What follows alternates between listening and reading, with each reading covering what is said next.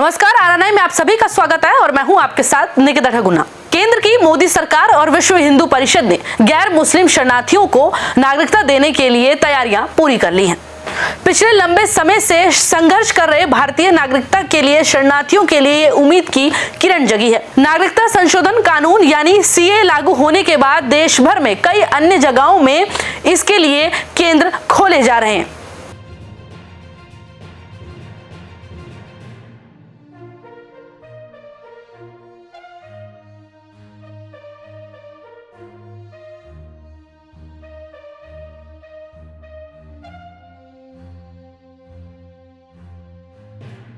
विश्व हिंदू परिषद इंद्रप्रस्थ प्रांत के सेवा आयाम की ओर से इस सहायता केंद्र के बारे में जानकारी देते हुए विश्व हिंदू परिषद के प्रांत मंत्री सुरेंद्र गुप्ता ने बताया कि सीएए कानून आने के बाद हिंदू शरणार्थियों को नागरिकता दिलाने में मदद के लिए विहिप की ओर से देश भर में सीएए सहायता केंद्र खोले जा रहे हैं।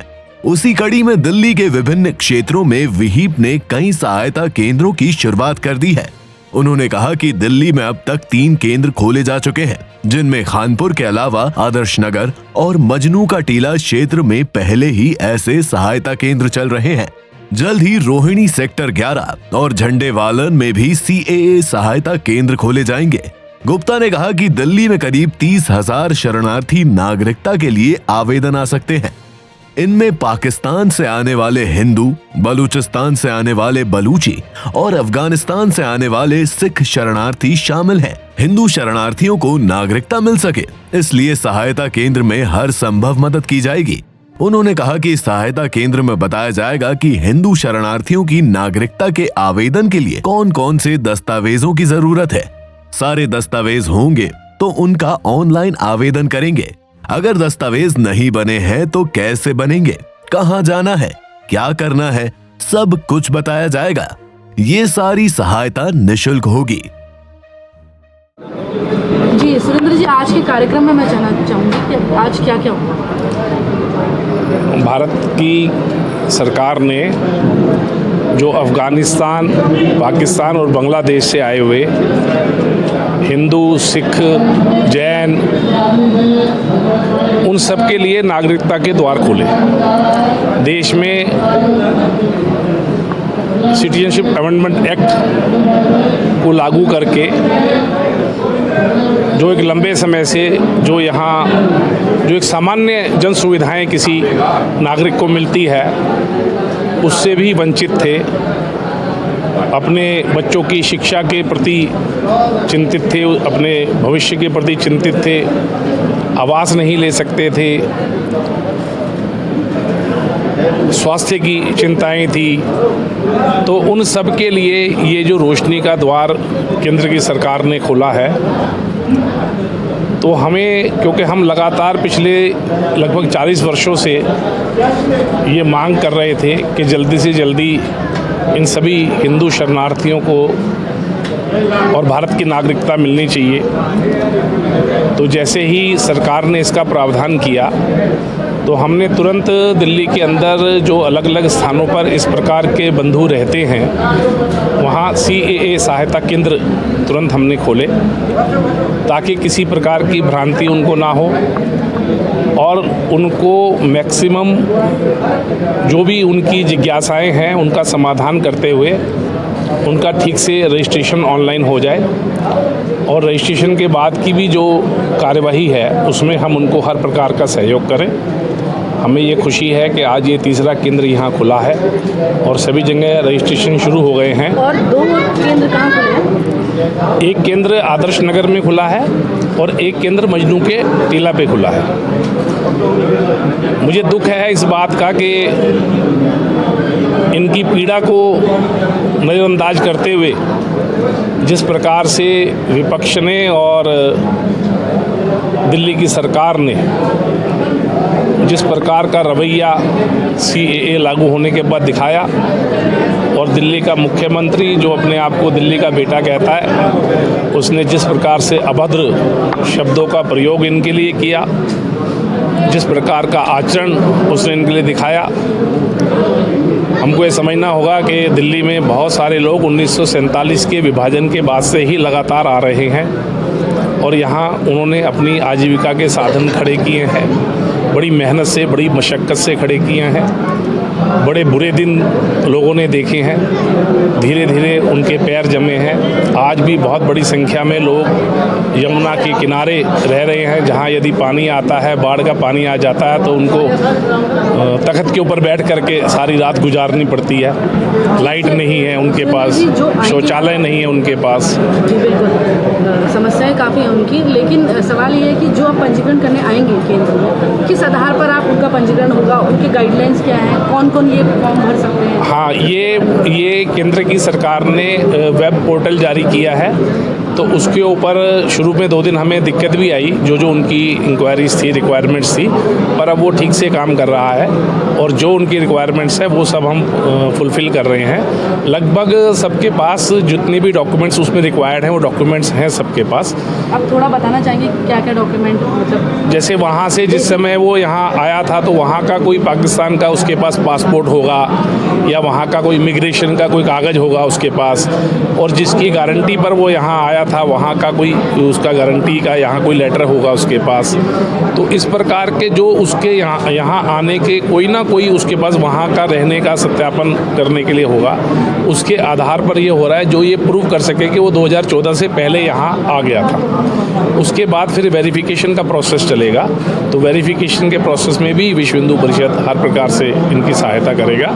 उसके लिए सरकार ने कुछ एफिडेविट्स मांगे हैं, वो जो स्थानीय संस्थाएं हैं जो लगातार इनको देख रही हैं, उन संस्थाओं को वो सर्टिफिकेट देना पड़ेगा, तो उसके अंदर भी विश्व हिंदू परिषद सहयोग करेगा।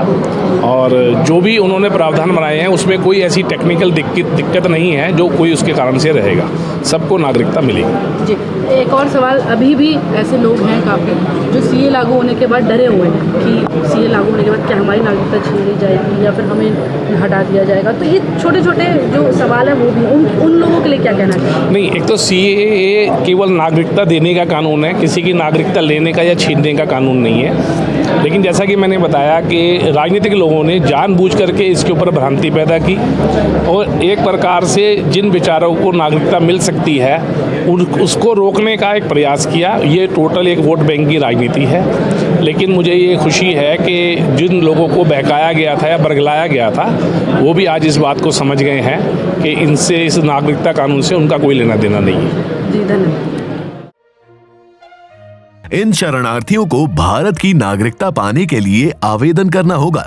नागरिकता पाने वाले सभी लोगों को ये निर्धारित फॉर्म भरना होगा, जिसके तहत पाकिस्तान, अफगानिस्तान और बांग्लादेश के हिंदू, सिख, बौद्ध, जैन, पारसी और ईसाई शरणार्थी को नागरिकता मिलेगी।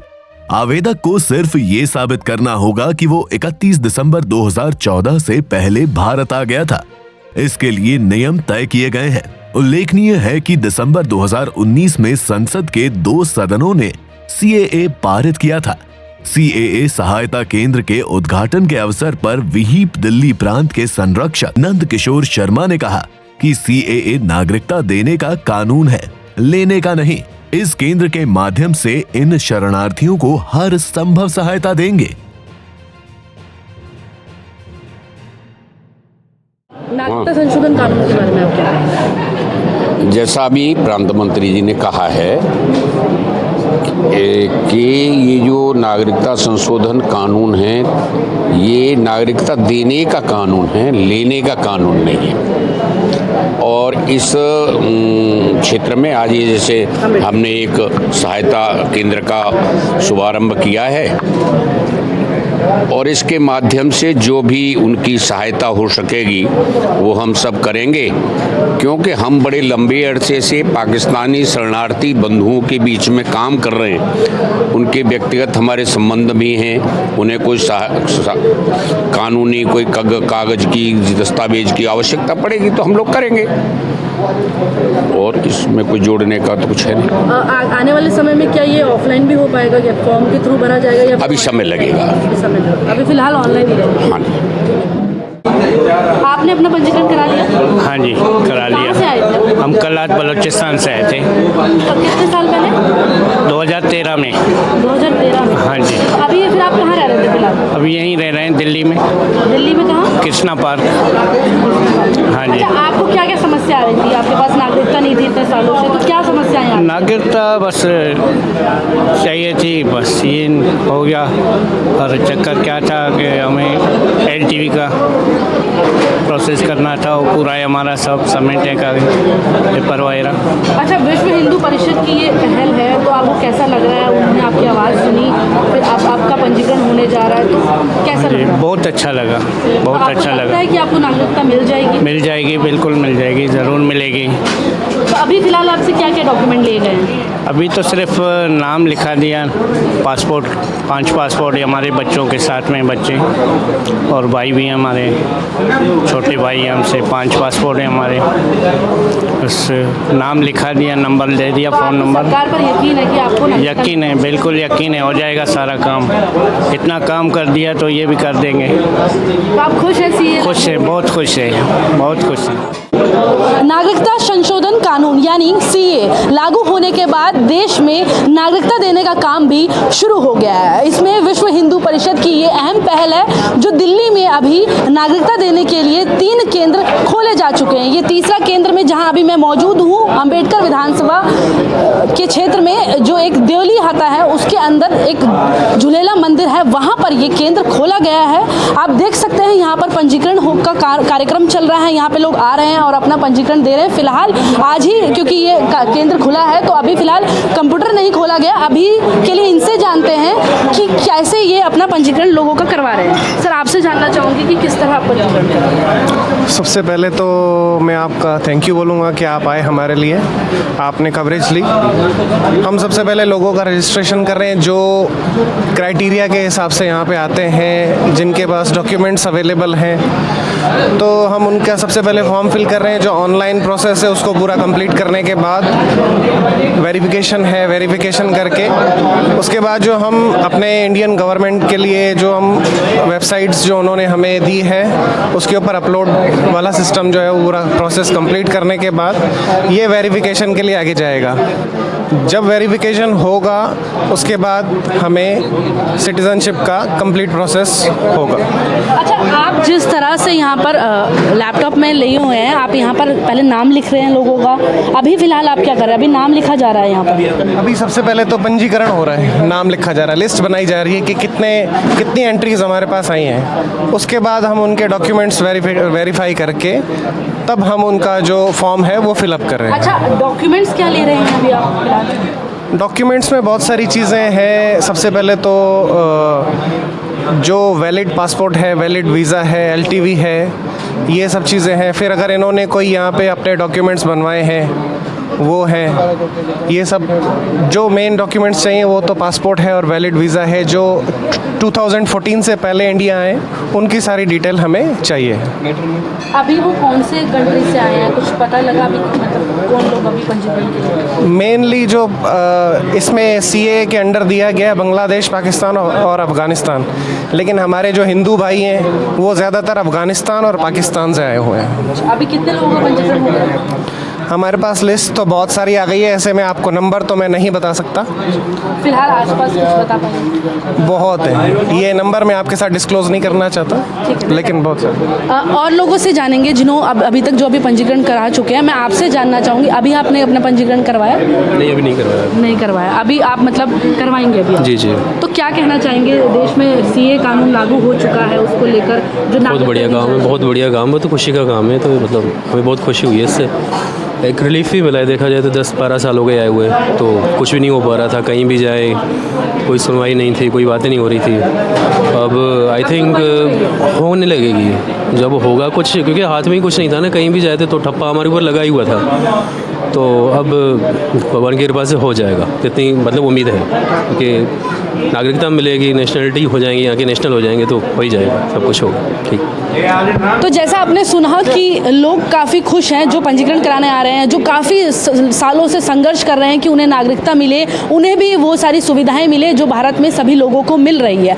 आपने देखा और सुना कि किस तरह से लोग खुश भी हैं और सरकार को लेकर भी वो लोग, ये जो सरकार ने ये अहम फैसला लिया है उसको लेकर भी खुश हैं। साथ ही साथ विश्व हिंदू परिषद ने जो आज अंबेडकर नगर विधानसभा के तहत आने वाला जो ये झूलेला मंदिर है, जहाँ पर जो केंद्र खोला गया है, उसको लेकर भी लोग काफ़ी खुश हैं। मेरे साथ आरएनआई में इतना ही। नमस्कार।